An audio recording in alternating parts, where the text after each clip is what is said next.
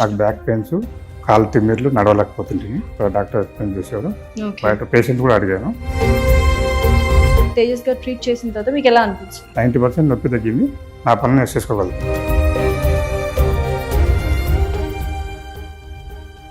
Welcome to Suman TV. నేను మీ Naveen. Present సిచ్యువేషన్లో life style అనేది ప్రతి ఒక్కరిది చేంజ్ అయిపోతూ ఉంది. సో ఏంటంటే ఒకప్పుడు 60 ఏళ్లలో వచ్చే మోకాలు నొప్పులు కావచ్చు, నడుము నొప్పులు కావచ్చు, ఇప్పుడు వచ్చేసేసి 30 ఏళ్ళకి వస్తూ ఉన్నాయి. ఇట్లాంటి నడుము నొప్పి ఉన్నవాళ్ళు ముఖ్యంగా శృంగారంలో పార్టిసిపేట్ చేయొచ్చా, చేయకూడదా? ఒకవేళ చేస్తే వారానికి ఎన్ని రోజులు శృంగారంలో పాల్గొనొచ్చు? దీని గురించి మనం తెలుసుకుందాం. ప్రస్తుతం మనతో వచ్చేసేసి ప్రముఖ కైరోప్రాక్టర్ డాక్టర్ తేజ గారు ఉన్నారు. హాయ్ సార్, నమస్తే అండి. సార్, చాలామంది అసలు ఈ మాట అడగడానికి కూడా మొహమాట పడుతూ ఉంటారు. ఎందుకంటే సార్ మాకు బ్యాక్ పెయిన్ వచ్చింది, సో మళ్ళీ నేను శృంగారంలో కలిసినప్పుడు ఇది ఇంకా పెయిన్ సివియర్ అవుతా ఉంది అంటుంటారు. అసలు అంటే ఇది శృంగారం ఎక్కువ చేయడం వల్ల ఈ బ్యాక్ పెయిన్ వచ్చిందా, లేకుంటే బ్యాక్ పెయిన్ వచ్చింది కాబట్టి వీళ్ళు శృంగారాన్ని పూర్తిగా ఆఫ్ చేయాలి? చాలా మంది అడిగే క్వశ్చన్ అండి. నిజంగా కూడా ఏంటంటే చాలా మంది కొంచెం షై ఫీల్ అవుతుంటారు ఈ క్వశ్చన్ అడగడానికి. ఇప్పుడు యాక్చువల్లీ ఏంటంటే మనకి ఫర్ సపోజ్ బ్యాక్లో కామన్గా ఏంటంటే L4, L5 కానీ L5, S1లో కానీ డిస్క్ బల్జెస్ వస్తుంటాయి అన్నమాట. వీళ్ళకి ఏంటి ఈ ప్రాబ్లమ్స్ వచ్చినప్పుడు కింద సైటికా పెయిన్స్ అంటాం, అండ్ లెగ్లో రేడియేటింగ్ పెయిన్ కానీ, కొంతమందిలో సివియారిటీ ఎక్కువ ఉన్నప్పుడు మజిల్స్ వీక్ అవడం కానీ కామన్గా చూస్తుంటాం అన్నమాట. సో ఇప్పుడు రీసెంట్గా నా దగ్గరకు వచ్చిన ఒక కేసు ఒక 3 months బ్యాక్.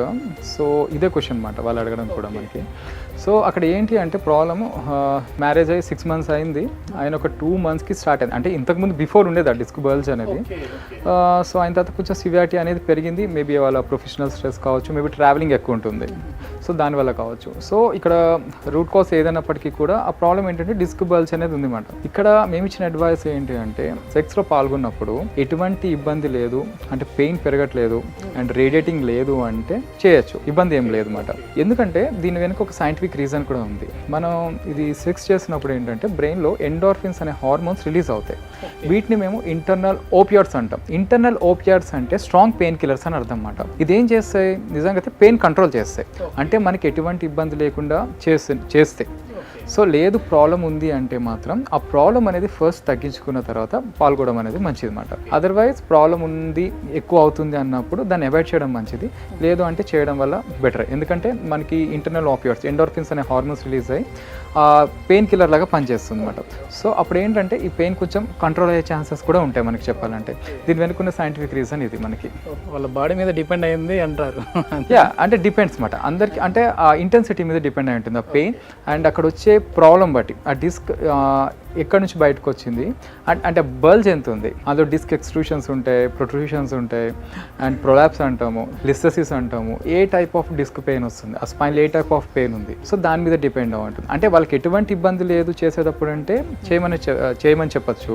ఏదైనా ప్రాబ్లం వస్తుందంటే ఫస్ట్ వీళ్ళకున్న ప్రాబ్లం అది తగ్గించుకొని దాని తర్వాత వాళ్ళు చేయొచ్చు. ఒకవేళ దీనివల్ల కూడా ఏమైనా బ్యాక్ పెయిన్ వచ్చే అవకాశం ఉంటుందా మరి ఎక్కువ శృంగారం చేసే వాళ్ళు? అంటే మనకి ఇప్పుడు బ్యాక్ మజిల్స్ వీక్ ఉన్నాయి అనుకోండి, నాట్ ఓన్లీ సెక్స్ ఒకటే కాదు, మనం ఏ యాక్టివిటీ చేసినప్పటికీ కూడా, మన ప్రొఫెషనల్ వర్క్ చేసిన, ఈవెన్ సెక్స్ కావచ్చు, ఏదైనా ఈవెన్ వాకింగ్ ఎక్కువ చేసినా, రన్నింగ్ చేసినా, మనకి బ్యాక్ మజిల్స్ వీక్ ఉన్నప్పుడు బ్యాక్ పెయిన్ వచ్చే అవకాశం ఉంది.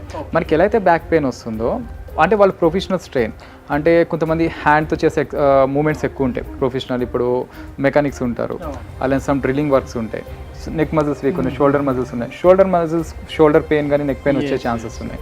అంటే మనకి ఏ పార్ట్ అయితే మనం యూస్ చేస్తామో ఆ సరౌండింగ్, ఆ చుట్టూన్న మజిల్స్ వీక్ ఉన్నప్పుడు ఆ పెయిన్ ఆ రీజన్లో రావడం అనేది కామన్గా చూస్తాం. ఎందుకు సార్ ఈ చిన్న ఏజ్లోనే ఇప్పుడు ఈ బ్యాక్ పెయిన్లు ఇవన్నీ చూస్తూ ఉన్నాం? రీజన్ ఏంటి? ఫిజికల్ యాక్టివిటీ లేకపోవడం అని చెప్పచ్చు అండి, అండ్ స్లీప్ సరిగా లేకపోవడం వల్ల చెప్పచ్చు, అండ్ పోస్చర్ కావచ్చు, అండ్ న్యూట్రిషన్ డెఫిషియన్సీ కావచ్చు, అండ్ ఎర్లీ ఏజెస్లో ఈవెన్ డయాబెటీస్ రావడం వల్ల కావచ్చు, థైరాయిడ్ వల్ల కావచ్చు, ఈవెన్ కొలెస్ట్రాల్స్ తొందరగానే వస్తున్నాయి దానివల్ల రావచ్చు. ఈవెన్ ఎక్కువ మెడికేషన్స్ యూజ్ చేస్తారు, వాళ్ళలో కూడా muscular weakness and nervous system అనేది వీక్ అవుతుంది. ఎక్కువ స్ట్రెస్ కూడా నవేడేస్ పెయిన్స్ రావడానికి కారణం అన్నమాట. అంటే ఎగ్జాక్ట్ ఇది కారణం అని చెప్పలేము, వాళ్ళ కేస్ హిస్టరీ తీసుకొని ఎగ్జాక్ట్ రూట్ కాజ్ ఏంటి, సిమ్టమాటిక్గా ట్రీట్మెంట్ ఇవ్వాల్సి వస్తుంది, అండ్ రూట్ కాజ్ ఎక్కడి నుంచి ప్రాబ్లమ్ స్టార్ట్ అయింది అది కూడా మనం ఐడెంటిఫై చేయాల్సి ఉంటుంది. ఇవి రెండు చూసి ట్రీట్ చేయగలిగితే ఎనీ పెయిన్ తగ్గుతుంది. ఫిజియోథెరపీకి కైరోప్రాక్టిక్కి ఉన్న డిఫరెన్స్ ఏంటి సార్? అంటే చాలా మంది కూడా ఇంకా ఫిజియోథెరపీనే కదా ఇప్పుడు మనం చేయించేది అని అనుకుంటూ ఉంటారు. సో దానికి దీనికి ఉన్న డిఫరెన్స్ ఏంటి? అంటే ఫిజియోథెరపీకి కైరోప్రాక్టిక్కి డిఫరెన్స్ ఏంటి అంటే, ఇది కైరోప్రాక్టిక్లో ఫిజియోథెరపీలో HVT హై వెలాసిటీ థ్రస్ట్ అంటాము, దీన్ని కైరోప్రాక్టిక్ మ్యానిపులేషన్స్ అంటాము. డిఫరెన్స్ ఏంటి అంటే మనకి ఫిజియోథెరపీకి దీనికి, మనకి physiotherapy is like A ocean, సముద్రంలా ఉంటుంది. అంటే అది మనం వాళ్ళకున్న ప్రాబ్లం బట్టి వాటికి ఇచ్చే ఎక్సర్సైజెస్ చాలా వరకు ఏంటంటే చాలామంది అంటారు ఫిజియోథెరపీ చేసినప్పుడు కొంచెం పెయిన్ పెరుగుతుంది కూడా. అంటే ఫస్ట్ చాలామంది ఏం చేస్తారంటే పెయిన్ రాగానే ఎక్సర్సైజ్ స్టార్ట్ చేసేస్తారు. ఫస్ట్ ఏంటంటే పెయిన్ కంట్రోల్ చేసే ఎక్సర్సైజ్ స్టార్ట్ చేస్తే అప్పుడు ఆ మజిల్ స్ట్రెంత్ అవ్వడం స్టార్ట్ అవుతుంది. అంటే మనం ఇచ్చే ట్రీట్మెంట్ మీద డిపెండ్ అయి ఉంటుంది. ఐదర్ కైరోప్రాక్టిక్ కావచ్చు, ఫిజియోథెరపీ కావచ్చు.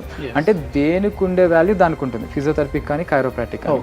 మనకి ప్రాబ్లం ఎక్కువ ఉన్నప్పుడు కాంబినేషన్ అంటాం, ఫిజియోథెరపీ, ఆస్టియోపత్ అండ్ కైరోప్రాక్టిక్, ఇవన్నీ కూడా కాంబినేషన్స్ ఇచ్చినప్పుడు రిజల్ట్స్ అనేవి బాగుంటాయి. Thank you sir, thank you. Thank you.